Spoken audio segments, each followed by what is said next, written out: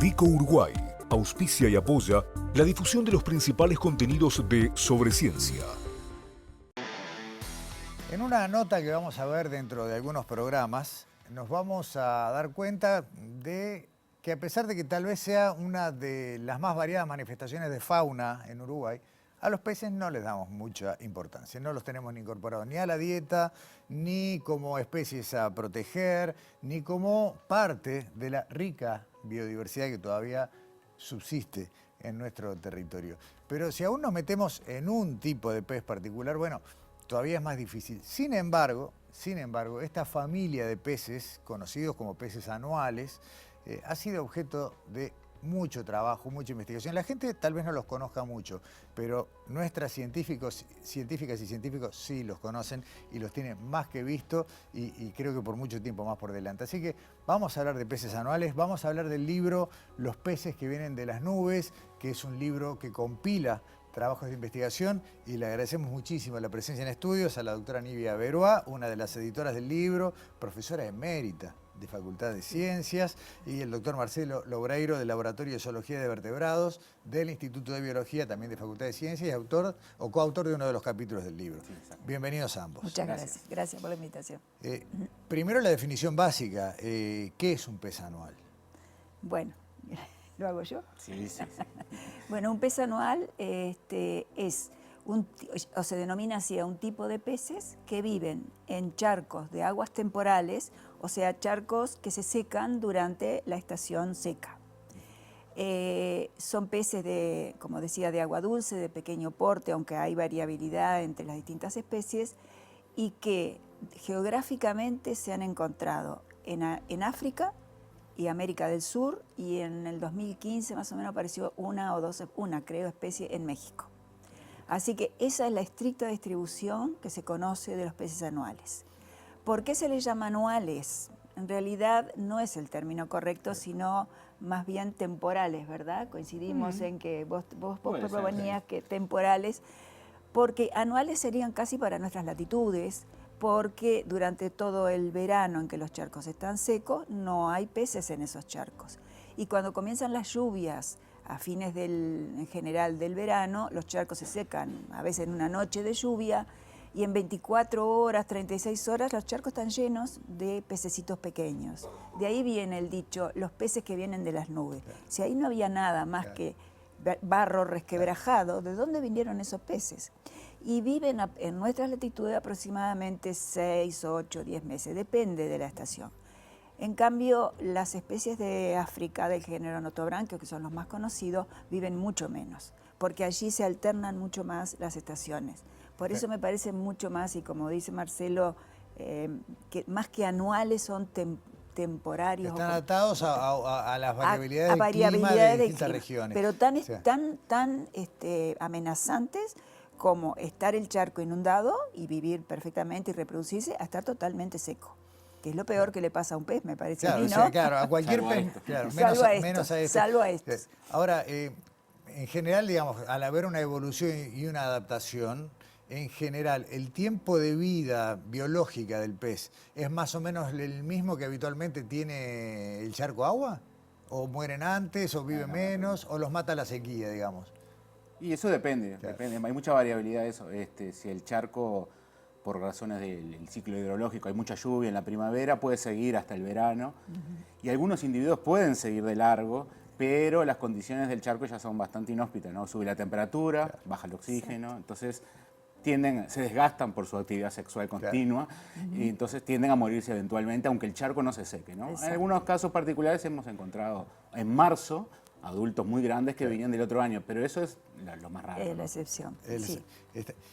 ¿Cuánto tiempo hace que ustedes tienen idea, en base a lo que ustedes pueden saber, que son objeto de investigación científica, al menos en Uruguay? Le seguimos diciendo anuales a falta de otra definición. No importa, pero me gustaba aclarar está bien. eso que Marcelo lo ha propuesto y a mí me parece muy bueno. En Uruguay podemos contar desde Bas Ferreira en adelante, por allá por los años 60. La descripción de los peces anuales fue hecho en el año 52, y ahora se me fue el nombre. Myers. Por Myers, y luego Worms, también un norteamericano, describió el desarrollo embrionario, que fue bien importante. Después ahí hay un lapso en que no tenemos bibliografía, y acá el profesor Baferreira y su equipo estudió comportamiento, reproducción, cortejo, sobre todo comportamiento sexual, y taxonomía también hizo algo, ¿no? También de taxonomía, describió especies. De ahí hubo gente que se fue acercando a Baferreira por allá por los años 60, y poco a poco fueron quedando algunos expertos con los cuales luego formamos el primer grupo de trabajo en peces anuales, pero ya con enfoques con tecnologías más modernas, hace unos 25 más años, entre los cuales Marcelo y yo estábamos entre los primeros, y Graciela García, que es la genetista. Después les voy a preguntar lo del García Levias, que tiene que ver con ella. Simplemente un comentario al margen: las imágenes que estamos viendo son del bioterio del Clemente Estable, creo que no es el único en el que hay cría de estos peces. Ustedes en Facultad de Ciencias también tenemos el bioterio grande, exacto. Sí. Pero claramente es un tipo de pez que se puede criar en cautiverio sin problemas. Sí. Tuvimos que aprender, claro, ir a los charcos donde están en nuestro país, ¿no? Que es relativamente fácil porque en 2 días uno va y trae, sin depredar, obviamente, y estudiarlos y ponerle agua en las condiciones más parecidas posibles al medio ambiente. Nosotros los podemos, y reproducir también. Marcelo, están distribuidos por todo el territorio de Uruguay, ¿no? Pero no son la misma especie. No, en Uruguay tenemos como 20 especies, depende a quién le preguntemos, 20, 21. Y bueno, predominan en lugares de humedales, donde estos ambientes estacionales son más frecuentes. Pero a uno no hay que dejarse llevar solo humedales, piensa en Rocha, en Tacuarembó, es una zona de grandes humedales, ahí hay peces anuales, el litoral contra el río Uruguay también. O sea, sí, están bastante distribuidos y son, como te digo, depende de quién le preguntemos, 20, 21 especies. Para terminar con la introducción general, casi todos, o por lo menos los de Uruguay, eran australevias, hasta que se decidió que a una especie se le pusiera García Levias en homenaje a un investigador uruguayo. Sí, tocaste un tema candente. Bueno, a ver. Sí, la ciencia también tiene polémicas. Sí, no, y en este caso, más. El gen Australevias, como lo conocemos tradicionalmente, lo definió un investigador brasileño que es el number one de los Australevias o de los peces anuales, ha descrito 200 especies en Brasil o más. Lo definió él. Y el año pasado unos colegas argentinos y un colaborador de acá también, el mismo grupo lo subdividió en 9 géneros diferentes. Y uno de ellos, García Levias, en donde está García Levias charrúa. El tema con eso es que todas esas propuestas en general muchas veces son una hipótesis. Y a veces, bueno, algunos la aceptan y otros no. Y bueno, estamos en ese momento. Es muy reciente esa definición. Está bien, pero lo lindo es que se reconoce, más allá de la polémica, que hay una investigadora, que es Graciela García, que ha hecho un enorme trabajo al punto de que se considera esto, ¿no? Más allá de que después se pondrán de acuerdo. Sí, no, si hay que bautizarlo de nuevo, ¿no? Duda. Pero que ese nombre...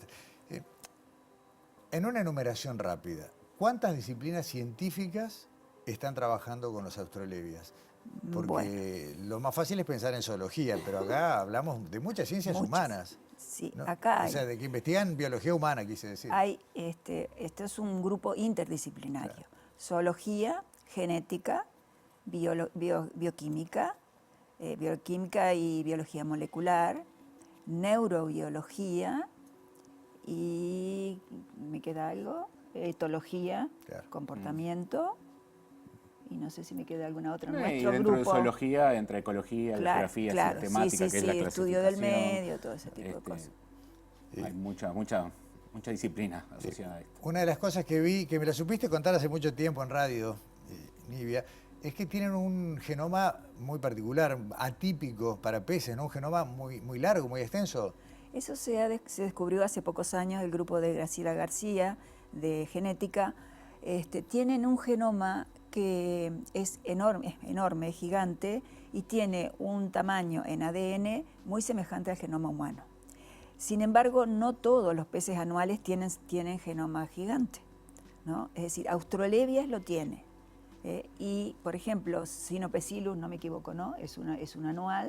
Sí. Cynopecilus no tiene genoma gigante y vive en esta zona. Hasta lo que yo sé, los africanos tampoco lo tienen. Entonces, lo que ha descubierto el grupo de genética, que me parece muy interesante, es que ese aumento en el tamaño del genoma se debe a la cantidad de transposones que tienen. Los transposones son genes saltarines que pasan de un lado al otro del genoma. Y al cambiar el lugar, ¿verdad?, la secuencia genómica, cambia la expresión del gen que podría haber habido ahí. O lo anula, o da otra proteína, o da otro ARN, etc. Y eso tiene unas posibilidades enormes. Entonces, eso realmente fue un descubrimiento impresionante. ¿Y por qué no es atribuible? A mí me parece que no es asociable a la anualidad o al hecho que Porque tiene. bien dijiste que hay otros anuales Por que eso lo tienen- recalco, claro, ¿verdad? Pero estas claro. lo tienen.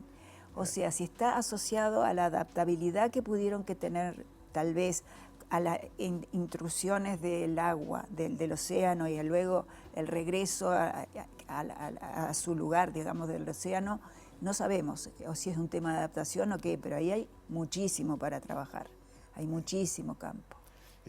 Se define como diapausa ese desarrollo que hace que un huevo pueda quedar latente en tierra seca durante una cantidad de meses.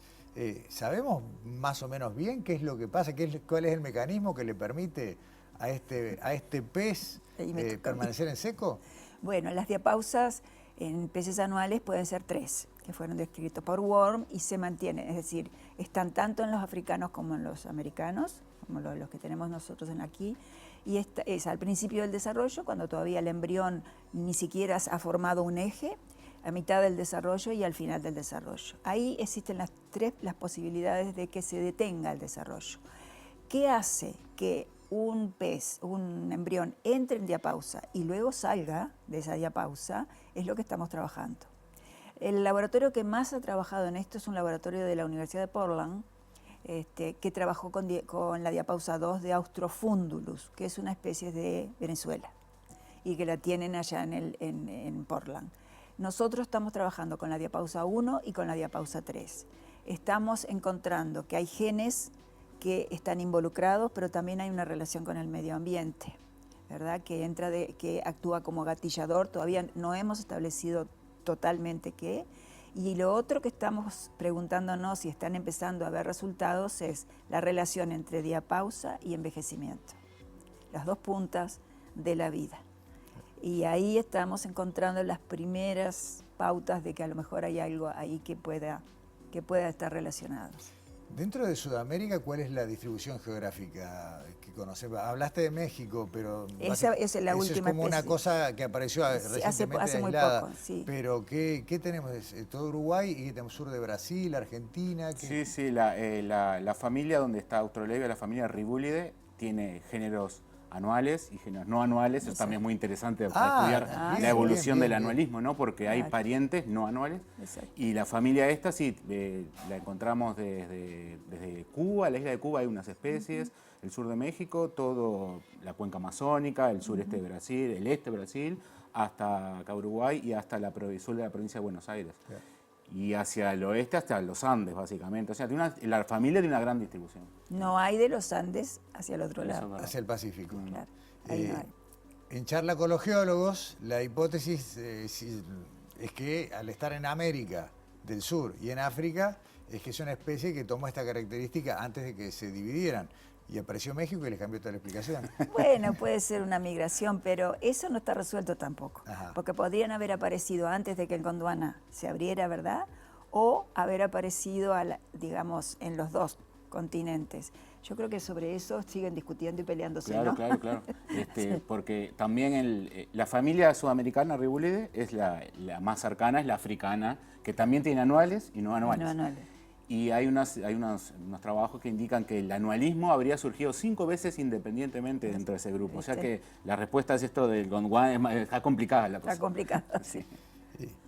¿Qué más podemos aprender? Y no quiero entrar en la parte de neurociencias, una porque bueno, no es la especialidad de ninguno de ustedes y además porque ya tuvimos, y invito a la gente que puede ir a los archivos de Sobre Ciencia en YouTube, una linda entrevista a partir de lo que fue la publicación del modelo 3D del sistema nervioso de los australevias. Pero, ¿por dónde están yendo ahora? ¿Cuáles son las respuestas que están buscando en esta etapa de la investigación? ¿Nosotros Sí, o ustedes. Bueno, yo voy a hablar por mi pequeño mi subgrupo. Nosotros estamos concentrados en las diapausas, porque es biología celular, genética y biología molecular. Entonces estamos haciendo genómica, transcriptómica y proteómica, o sea, las tres grandes ramas de ahora de la biología molecular, o sea, haciendo el genoma en colaboración con un grupo chileno que está demorado pero está al salir, y para tener la mayor cantidad de genes, ¿verdad?, mapeados, y luego a partir de ahí la regulación de esos genes, que es lo bien interesante, porque no alcanza con tener la lista de genes, sino también cómo esos genes son regulados por otros productos o por el medio ambiente. Ese es el grupo en el cual yo estoy. Ahora tú, Marcelo está también. Ahí en el laboratorio, nosotros trabajamos también en conjunto con Graciela, porque la parte genética ya en la zoología no se puede aislar uno de eso. Y en realidad estamos trabajando a nivel de biogeografía en cómo los peces anuales son buenos indicadores de la historia geológica, geomorfológica de un lugar, porque no se dispersan mucho, necesitan grandes inundaciones y conectividad, digamos. Entonces indican bien procesos históricos geográficos. Y en este particular estamos trabajando ahí en el nordeste, ahí en la zona de Fraile Muerto, Melo, porque aparentemente hay un fenómeno que está ocurriendo desde hace mucho tiempo, que es que los ríos, las cuencas cambian de dirección. Exacto. Y bueno, los peces anuales justo están en ese lugar, varias especies, y estamos trabajando a nivel morfológico, genético, en estudiar un poco esos cambios. Lo que está publicado hasta ahora, trabajamos con una especie, indicaría que esos cambios de dirección son tan recientes como 400.000 años, no tan atrás. Y bueno, y como spin-off de esa investigación tenemos 2 o 3 especies para describir nuevas de acá de Uruguay. Entonces, más o menos. Excelente. En eso. En el último minuto de la charla quiero mostrar el libro, porque además, yo te lo voy a decir yo, porque me lo han dicho otros científicos, pocas personas saben más de peces en Uruguay que Marcelo Loureiro, a quien aprovecho para decir, terminamos acá y después vendremos a hablar de esto. Dale. Pero esto está tibio, recién salió de diferente este libro. Ayer. La semana pasada. La semana pasada. Perfecto. Peces de agua dulce del Uruguay, grandes desconocidos, me animo a decir, por todos nosotros. Claro, Porque la gente no lo ve y... exacto. Así que queda hecha la invitación para que vengamos a hablar de esto. Y simplemente antes de irse, un presente de Ística. Muchísimas gracias, muy para amables. ambos. Bueno, un gusto como siempre. El placer es nuestro, gracias por venir. Por favor. Y Encantada. me queda claro que hay peces anuales para rato, Sí. así que volveremos a hablar de eso también. Muy bien. Hasta pronto. Muy amable Chao. y a las órdenes, como Gracias. siempre. Cerramos nuestro programa de hoy y las esperamos aquí en TV Ciudad la semana que viene.